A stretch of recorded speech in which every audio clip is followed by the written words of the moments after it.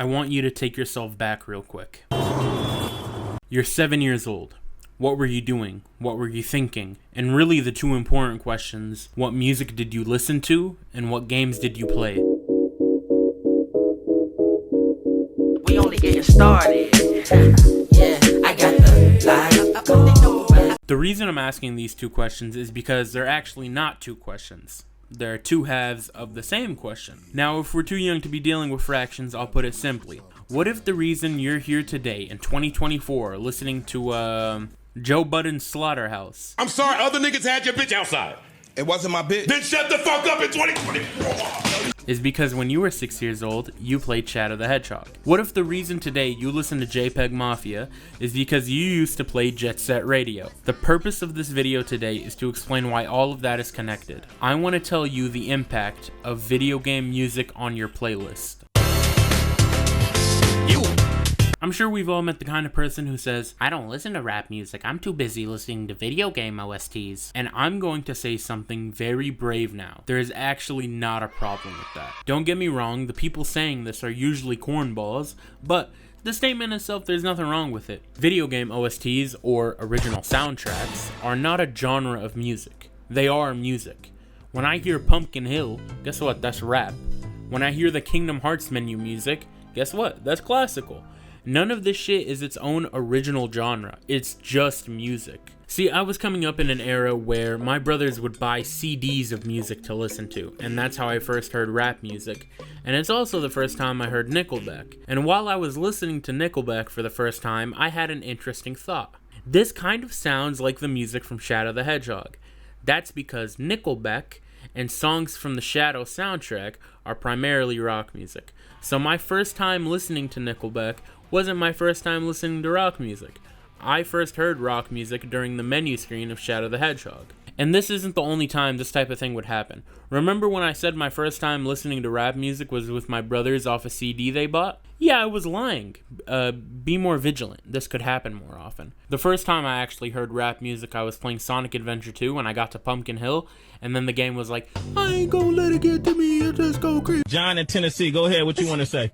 That shit is fucking trash, dog. Get the fuck. It's not so much that video game music is better than X artist. It's all music. It's all the same. And I don't think it's correct to look at them as two different entities. Like video game music is its own thing, movie soundtracks are their own thing, and the music on the radio is its own thing. Not at all. They're all linked and they're all related. All the music I listen to today, I can trace a line to a game I played in the past. Actually, that's a good idea. Why don't we go and do that? I'm not going through my old library. I got too much music. Okay, Operation Doomsday. I probably listen to Operation Doomsday. And honestly, MF Doom in general, because I played Go-Go Hypergrind as a kid. I'm the only person left who knows what this game is. But I played it. JPEG Mafia is kind of a recent addition to the library, at least within the past, 2 years, and that's probably because I played Bomb Rush Cyberfunk. I like Nujabes a lot because I played a lot of Sonic games when I was growing up, and so I like hip hop and jazz composition and really smooth shit like that. So that's why I listen to Nujabes a lot.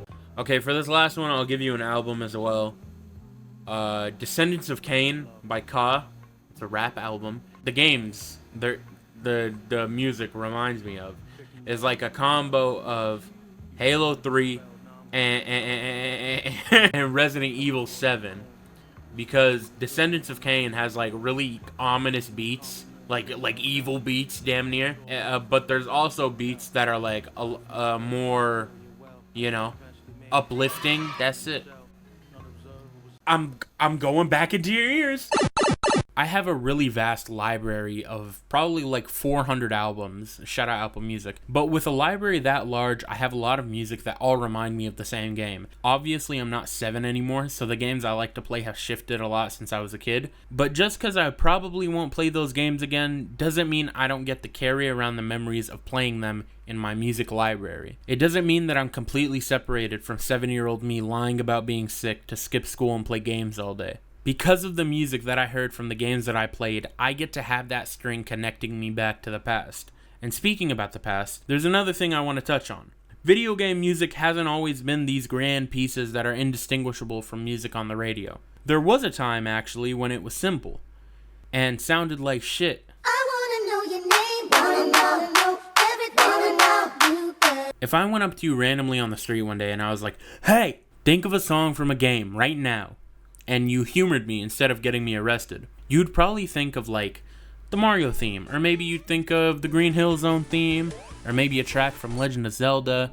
You'd more than likely bring up some of the more iconic songs in gaming. But you know what I'm willing to bet? I'm willing to bet that nobody will go back far enough and answer with the first song ever in a video game. 1978's Space Invaders was a really big moment for gaming. I know now, given the feature films that come out every couple years, this is like someone complimenting a caveman for making fire. But I'm serious, this was an important moment. Space Invaders was one of the first shooting games ever. It introduced the concept of round-based gameplay.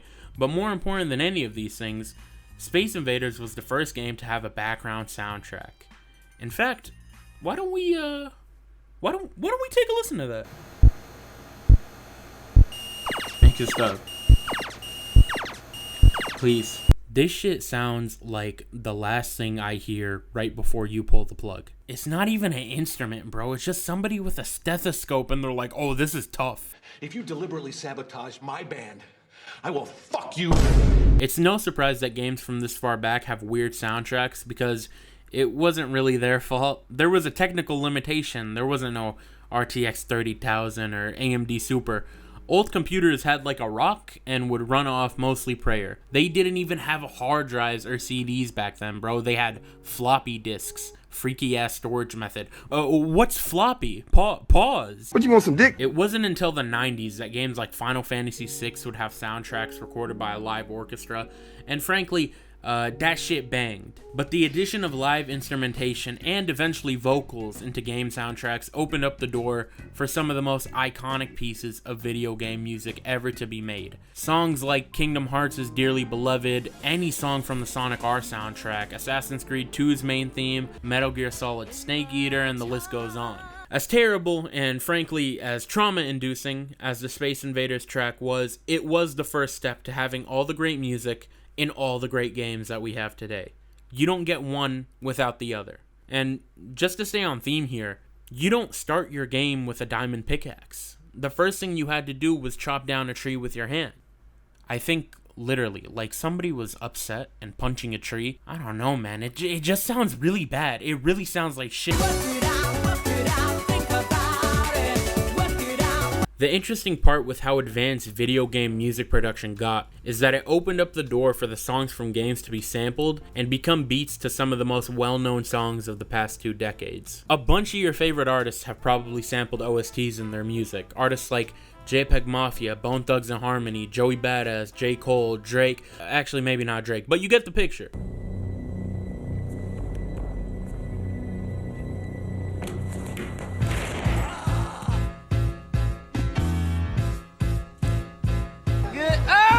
The advancement of music in games didn't just improve games, it improved the medium of music as a whole. Because now there was more material in the universe for everyone to work off of, emulate, be inspired by, whatever. But the crossover didn't end there. Musicians have been appearing in games a lot for probably like the past 30 years. One of the most famous examples being Def Jam, Fight for New York, which was a rapper fighting game and it had all your favorite artists in it, like Flavor Flav, Sean Paul, Omar Epps, Joe Budden. Despite the interesting character list, Def Jam is still a really beloved game, and anyone who knows and talks about it usually has good things to say. But games like Def Jam, or really just artist appearances in general, would more than likely not exist if not for the cultural impact of OSTs. If you play the pause music from GoldenEye out loud, I'm sure 10 people are going to recognize it, same with dozens of other songs. The advancements of music production in games leading to some of the most insane tracks out there, not that one, is what caused such an insane cultural impact,